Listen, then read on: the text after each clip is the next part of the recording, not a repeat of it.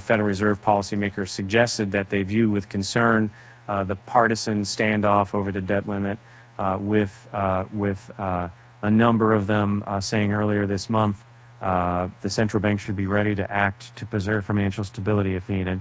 And those signals were included in minutes of the Fed's May 2nd to 3 policy meeting released on Wednesday.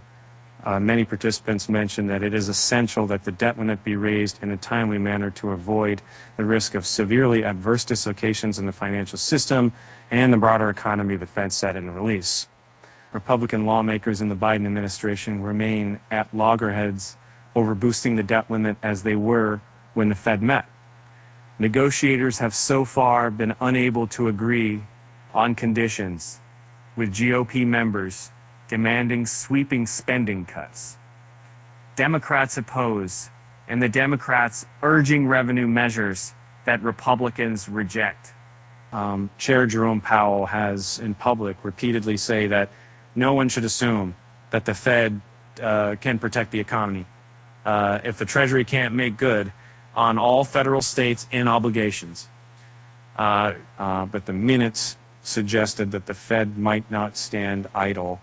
A number of participants emphasized that the Federal Reserve should maintain readiness to use its liquidity tools, as well as its micro-prudential and macro-prudential regulatory and supervisory tools to mitigate future financial stability risks, the minutes showed.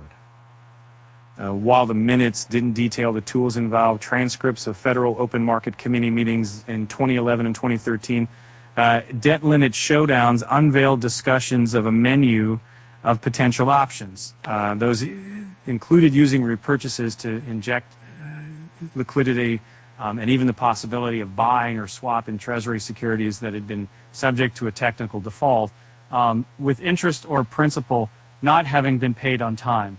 And Powell in 2013 viewed that extreme step as loathsome, while stopping short of saying that he'd reject such maneuvers.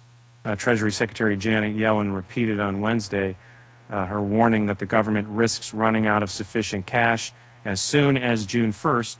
Speaking at a Wall Street Journal event, she declined to specify whether her department would prioritize maintaining payments on U.S. Treasury securities. And the operations of the government bond market were another topic of discussion among Fed officials earlier this month. Treasuries form the world's biggest bond market and serve as a benchmark for borrowing costs the world over. A few participants noted the importance of orderly functioning of the market for U.S. Treasury securities, or stressed the importance of the appropriate authorities continuing to address issues related to the resilience of the market. The minutes showed